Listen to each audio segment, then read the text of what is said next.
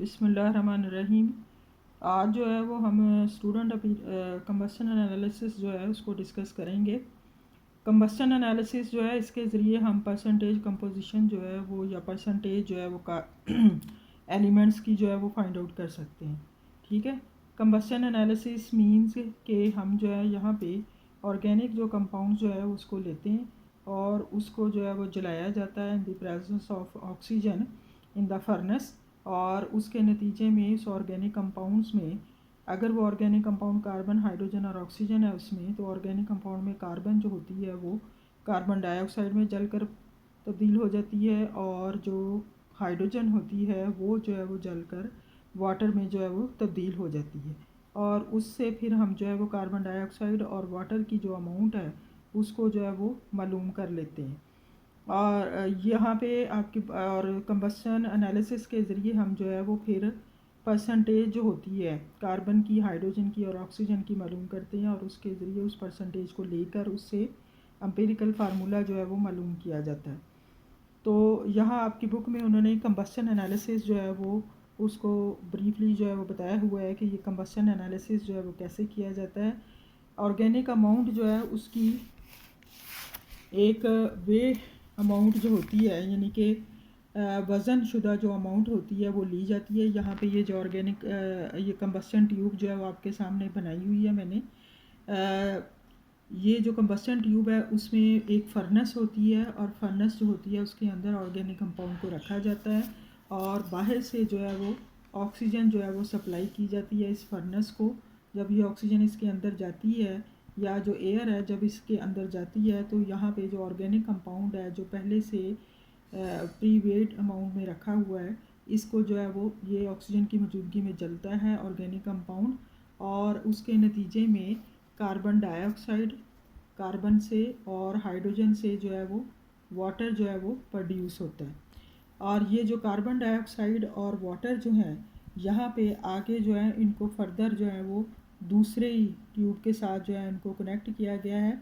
ये वाली जो ट्यूब है ये एब्जॉर्बर जो है वो कहलाती हैं। ये जो कार्बन डाइऑक्साइड बनेगी वो यहाँ पर आगे जाके जो है वो एब्जॉर्बर के अंदर जो है वो एब्जॉर्ब हो जाएंगी।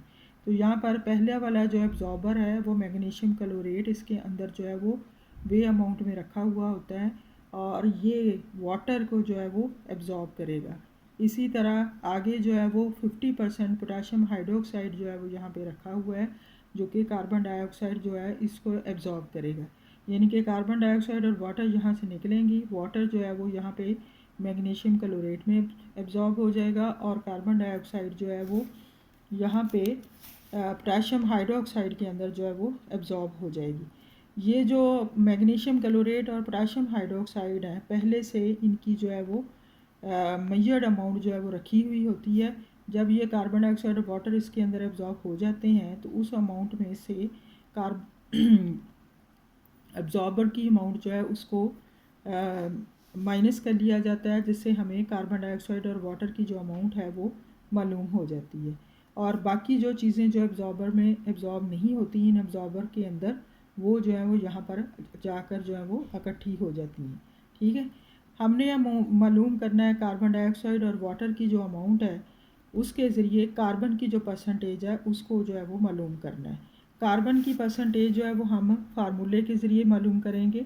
जो कार्बन डाइऑक्साइड की अमाउंट हमें यहाँ से एब्जॉर्बर से मिलेगी, और इसी तरह वाटर की जो अमाउंट है इस एब्जॉर्बर से जो मिलेगी उसके हम हाइड्रोजन की परसेंटेज मालूम करेंगे, और कार्बन डाइऑक्साइड की अमाउंट से हम कार्बन की परसेंटेज मालूम करेंगे। और यहाँ पे ये आप देखें कि जो एब्जॉर्बर यूज़ किए जाते हैं कार्बन डाइऑक्साइड को एब्जॉर्ब करने के लिए 50% पोटाशियम हाइड्रोक्साइड यूज़ किया जाता है, और जो वाटर है उसको एब्जॉर्ब करने के लिए मैग्नीशियम क्लोरेट यूज़ किया जाता है, MgClO4 ट्वाइस। ये फार्मूला मैंने इसका लिखा है। अब जो कार्बन डाइऑक्साइड और वाटर की जो अमाउंट हमें इस एब्जॉर्बर से मिलेगी उससे हम परसेंटेज ऑफ कार्बन जो है वो मालूम करेंगे और परसेंटेज ऑफ हाइड्रोजन मालूम करेंगे। ठीक है, परसेंटेज ऑफ कार्बन जो है वो कैसे मालूम करेंगे, इसमें जो मैस हमें यहाँ एब्जॉर्बर से मिलेगा कार्बन डाइऑक्साइड का, उसको जो है वो ऑर्गेनिक कंपाउंड के मैस से जो है वो डिवाइड कर देंगे और उसको मल्टीप्लाई करेंगे 12/44 से। ठीक है, और उसके बाद उसको मल्टीप्लाई कर देंगे 100 से। ये फार्मूला है कार्बन का की परसेंटेज मालूम करने का। इसी तरह से ये जो 12/44 है, यहाँ पे 12 जो है वो कार्बन का एटॉमिक मास है और 44 जो है वो फार्मूला मास है कार्बन डाइऑक्साइड का। तो ये जो है वो इससे हम मल्टीप्लाई करके कार्बन डाइऑक्साइड और ऑर्गेनिक कंपाउंड की अमाउंट को उसको इसके ज़रिए हम जो है वो कार्बन की परसेंटेज मालूम करेंगे। इसी तरह कार्बन हाइड्रोजन की जो परसेंटेज है वो हम मैस ऑफ वाटर जो हमें एब्जॉर्बर से मिला है और मैस ऑफ ऑर्गेनिक कंपाउंड जो हमने शुरू में ऑर्गेनिक कंपाउंड की अमाउंट ली थी उससे डिवाइड करेंगे, मल्टीप्लाई करेंगे 2.016 डिवाइडेड बाय 18 मल्टीप्लाई 100। ठीक है, 2.106 जो है दरअसल हाइड्रोजन के 2 एटम का मास है और 18 जो है वो वाटर का मास है। तो ये इससे मल्टीप्लाई करके 100 से मल्टीप्लाई करेंगे तो हमारे पास परसेंटेज ऑफ हाइड्रोजन जो है वो आ जाएगी। अब परसेंटेज ऑक्सीजन जो है वो कैसे हम मालूम करेंगे, क्योंकि ऑर्गेनिक कंपाउंड जो है वो ऑर्गेनिक कंपाउंड है, इसके अंदर कार्बन हाइड्रोजन और ऑक्सीजन है, तो तीसरा जो एलिमेंट है वो ऑक्सीजन है। तो इसमें हम ये करेंगे कि मेथड ऑफ डिफरेंस से हम मालूम करेंगे ऑक्सीजन की परसेंटेज को, यानी हम कार्बन और हाइड्रोजन की परसेंटेज को हम ऐड कर लेंगे और उसको 100 में से माइनस कर देंगे तो हमारे पास ऑक्सीजन की परसेंटेज आ जाएगी। क्योंकि 3 ही एलिमेंट हैं, अगर हम 2 की मालूम कर लेंगे तो तीसरे की जो है वो 100 में से माइनस करके मालूम कर सकते हैं।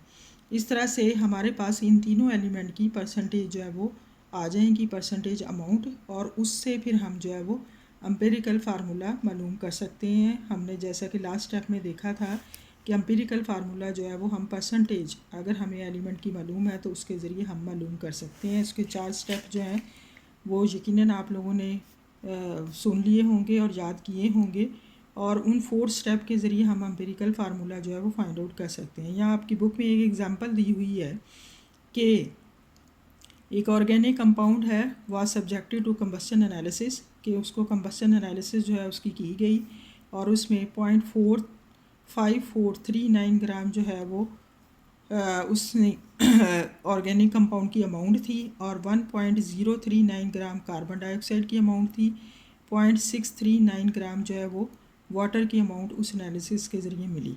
तो वो कह रहा है कि इससे एम्पिरिकल फार्मूला जो है वो फाइंड आउट करें, यानी कि ऑर्गेनिक कंपाउंड की अमाउंट 0.54, कार्बन डाइऑक्साइड की अमाउंट 1.039 और वाटर की जो अमाउंट है मैस जो वाटर का है 0.6369 ग्राम है।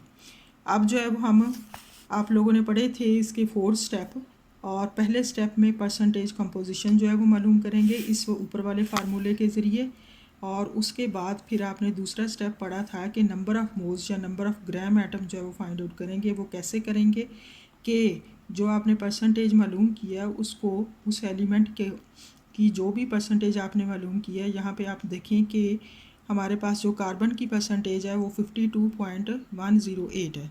ठीक है, तो कार्बन की जो परसेंटेज है उसको इसके एटॉमिक मास से डिवाइड करेंगे तो हमारे पास नंबर ऑफ़ मोल्स जो हैं वो आ जाएंगे जो कि 4.34 है। इसके बाद हाइड्रोजन की जो परसेंटेज है वो 13.18 जो है वो इस फार्मूले से निकाली गई है। इससे को डिवाइड करेंगे एटॉमिक मास हाइड्रोजन के जो कि 1.008 है और इसको डिवाइड किया तो हमारे पास ये हाइड्रोजन के नंबर ऑफ़ मोल आ गए 13.01, और ऑक्सीजन की जो परसेंटेज है वो है 34.77 और इसको उसके एटॉमिक मास से डिवाइड किया तो हमारे पास ये ऑक्सीजन के नंबर ऑफ़ मोल आ गए 2.17।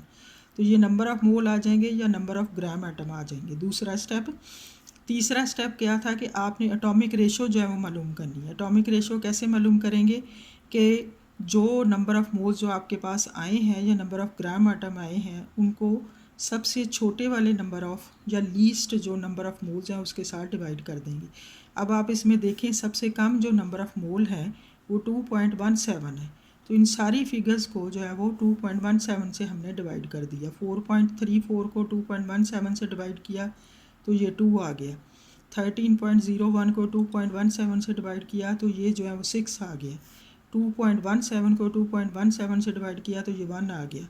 अब यहाँ पे कार्बन के नंबर ऑफ एटॉमिक रेशो क्या आ गई 2, हाइड्रोजन की 6 और ऑक्सीजन की जो है वो 1 आ गई। ठीक है, तो ये हमारे पास जो है वो नंबर ऑफ़ एटम्स जो है वो हर एलिमेंट के आगे। अब हर एलिमेंट के सिंबल के नीचे ही नंबर ऑफ़ एटम्स को हमने लिख दिया। कार्बन के 2 हैं तो ये C2 हो गया, हाइड्रोजन के 6 हैं CH6 हो गया, ऑक्सीजन के 1 हैं तो O जो है वो हमने 1 लिख दिया। तो अब जो इसका एम्पिरिकल फार्मूला बना है वो C2H6O जो है वो इसका एम्पिरिकल फार्मूला है। ठीक है, तो आई होप सो कि आपको जो है वो समझ आ गई होगी कि कंबशन एनालिसिस जो है इसके ज़रिए हम परसेंटेज जो एलिमेंट की है वो मालूम करते हैं और उसके बाद फिर उससे नंबर ऑफ़ मोल्स और नंबर ऑफ़ मोल से एटॉमिक रेशो जो है वो एलिमेंट की फाइंड आउट करके हम एम्पिरिकल फार्मूला जो है वो फाइंड आउट कर सकते हैं। ये 4 स्टेप हैं जो मैंने लास्ट टाइम आपको जो है वो समझाए थे। अब जो है वो यहाँ पर आप इसकी एप्लीकेशन जो है वो देख रहे हैं कि इन 4 स्टेप के ज़रिए हमने कैसे एम्पिरिकल फार्मूला फाइंड आउट किया।